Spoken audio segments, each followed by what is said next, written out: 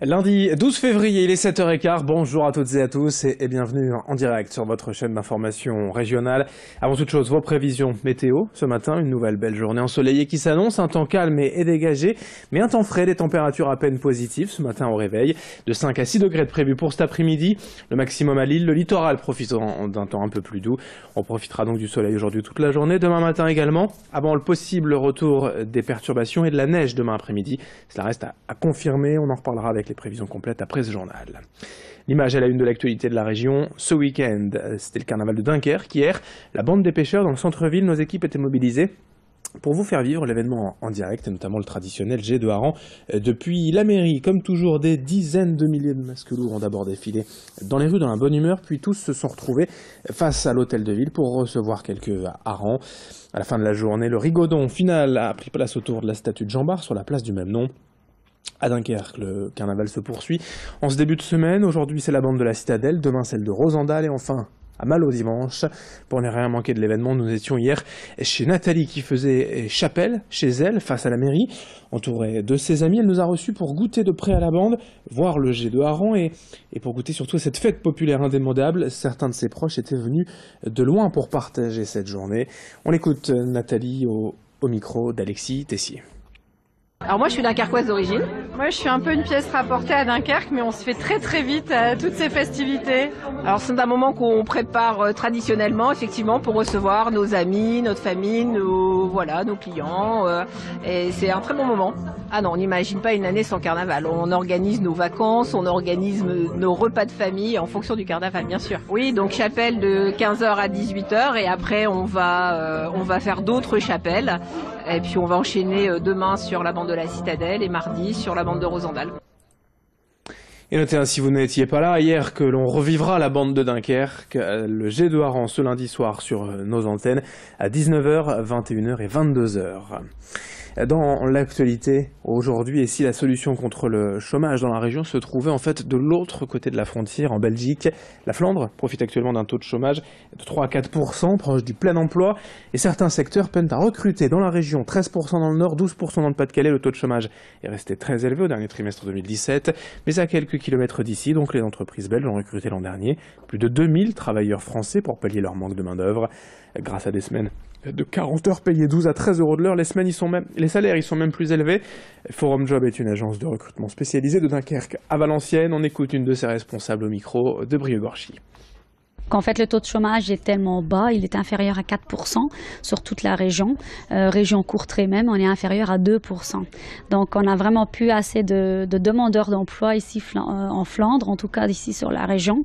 Et heureusement qu'on a les Français, heureusement qu'on a les Polonais, les Roumains, etc.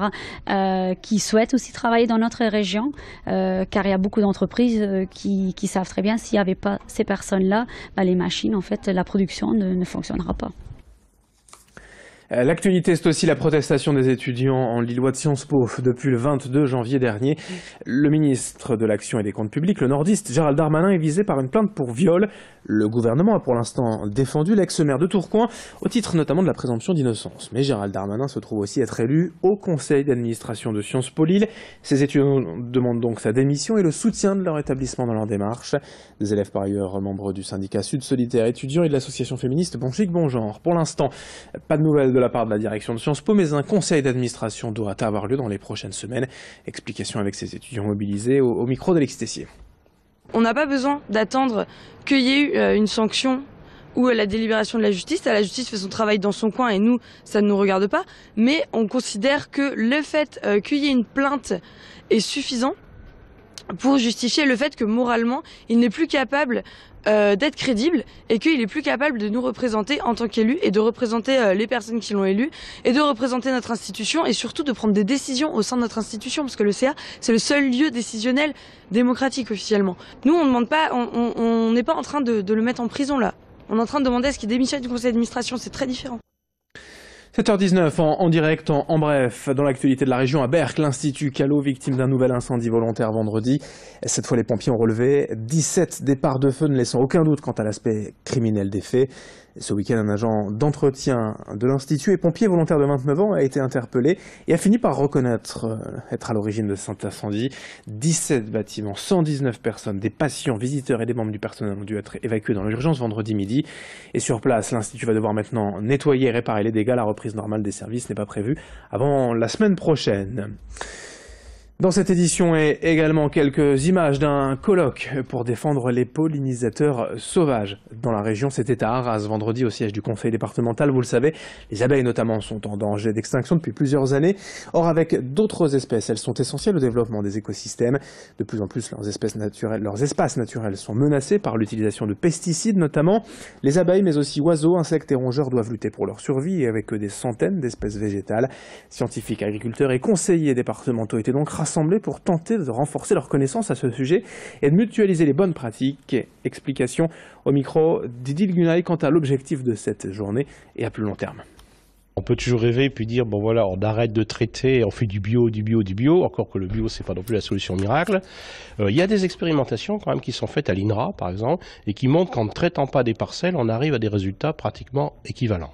Bon, cela dit, nous aujourd'hui ici, le but n'est pas de donner aux gens des vade-mecum avec des recettes, mais on est là en fait pour mettre en réseau donc les universitaires qui sont, j'ai dit notre cœur de métier, pour le conseil scientifique, la majorité sont des universitaires, les associations, les gestionnaires de territoire, les collectivités territoriales, pour justement leur expliquer, voilà, vous entendez parler des abeilles, mais il n'y a pas que.